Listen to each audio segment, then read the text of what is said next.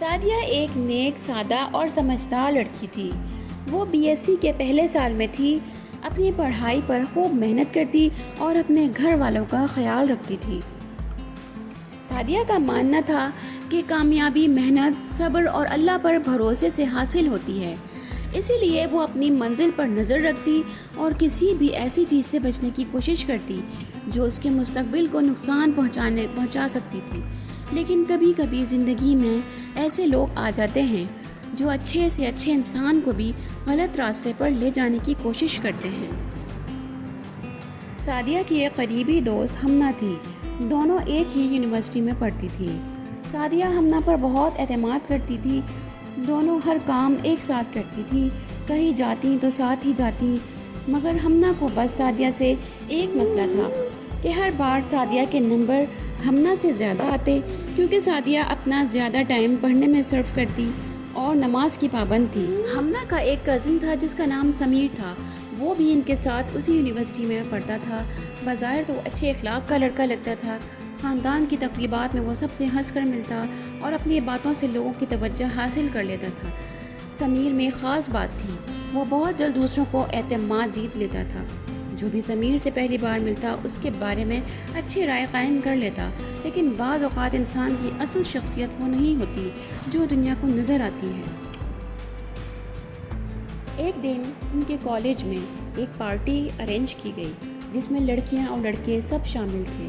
ہمنا سعدیہ نے بھی بڑھ چڑھ کر حصہ لیا، وہیں سمیر بھی وہاں موجود تھا اور ایسی تقریبات کو کبھی نہیں چھوڑتا تھا۔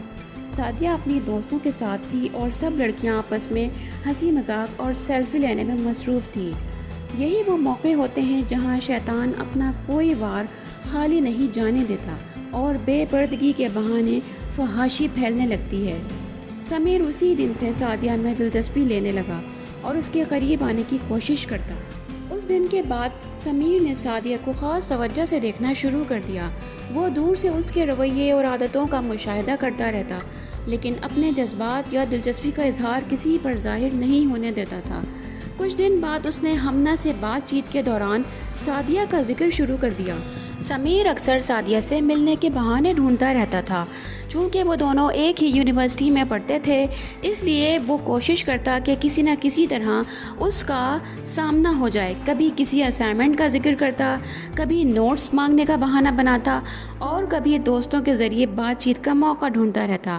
وہ جان بوجھ کر خود کو ایک سمجھدار، ذمہ دار اور اچھے اخلاق والا لڑکا ظاہر کرتا تاکہ سعدیہ کے ذہن میں اس کی مثبت تصویر بن جائے۔ بظاہر اس کے رویے میں شائستگی اور خلوص نظر آتا تھا، لیکن اس کے دل میں یہ خواہش بھی تھی کہ سعدیہ اس پر اعتماد کرے اور اسے دوسروں سے مختلف سمجھے۔ اسی لیے وہ اپنی کمزوریاں یا غلطیاں چھپانے اور اپنی اچھائیاں اور اچھی باتوں کو زیادہ نمایاں کرنے کی کوشش کرتا تھا اور کسی نہ کسی بہانے سعدیہ کی مدد کرتا تاکہ وہ بھی اس میں دلچسپی لے۔ بس یہی وہ موقع ہوتے ہیں جہاں ہم لڑکیاں دھوکہ کھانا اور خود اپنی عزت کو لٹوانا کسی بھی نامحرم کے لیے آسان بنا دیتی ہیں۔ سعدیہ کی ایک عادت یہ تھی کہ وہ تقریباً ہر بات ہمنا کو بتا دیتی تھی۔ اسے لگتا تھا کہ دوستوں کے درمیان کوئی راز نہیں ہونا چاہیے، لیکن بعض اوقات بھی یہی عادات مسائل پیدا کر دیتی ہیں۔ دوسری طرف سمیر سعدیہ کے بارے میں جاننے کی کوشش کرتا رہتا تھا۔ وہ ہمنا سے مختلف باتیں پوچھتا اور جاننا چاہتا کہ سعدیہ اس کے بارے میں کیا سوچتی ہے۔ ایک دن سمیر نے ہمنا سے پوچھا، سمیر، سعدیہ نے کبھی میرے بارے میں کچھ کہا؟ ہمنا: ہاں، بس اتنا کہ تم ٹھیک لگتے ہو، لیکن وہ زیادہ فری نہیں ہونا چاہتی۔ یہ سن کر سمیر نے فیصلہ کیا کہ اسے سعدیہ کا اعتماد جیتنے کے لیے مزید کوشش کرنی ہوگی۔ وہ ہر موقع پر خود کو اچھا اور خیال رکھنے والا ظاہر کرنے لگا۔ ہمنا: سعدیہ، تم سمیر کو غلط سمجھ رہی ہو، وہ تمہاری بہت فکر کرتا ہے۔ سعدیہ: فکر کرتا ہے یا صرف ظاہر کرتا ہے؟ میں ابھی اسے اتنا نہیں جانتی۔ ہمنا: نہیں، واقعی وہ اکثر تمہارا ذکر کرتا ہے اور تمہارے بارے میں پوچھتا رہتا ہے۔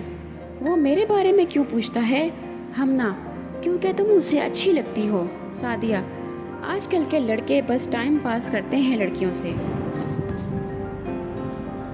وقت گزرنے کے ساتھ ساتھ ہمنا سعدیہ کی کئی باتیں سمیر تک پہنچانے لگی۔ ہمنا کو احساس نہیں تھا کہ دوست کے اعتماد کی حفاظت کرنا بھی دوستی کا ایک اہم حصہ ہوتا ہے۔ ہر بات دوستوں سے شیئر کرنا ہمیشہ درست نہیں ہوتا۔ کچھ باتیں انسان کی ذاتی ہوتی ہیں اور انہیں راز ہی رہنا چاہیے۔ سچی دوستی اعتماد کی حفاظت کا نام ہے، نہ کہ دوسروں تک باتیں پہنچانے کا۔ سمیر نے ایک منصوبہ بنایا۔ اس نے اپنے گھر پر ایک پارٹی رکھی اور سب کو یہ تاثر دیا کہ یہ اس کے والدین کی طرف سے ایک خاندانی تقریب ہے۔ اس نے اپنے کلاس فیلوز کو بھی دعوت دی تاکہ کسی کو شک نہ ہو۔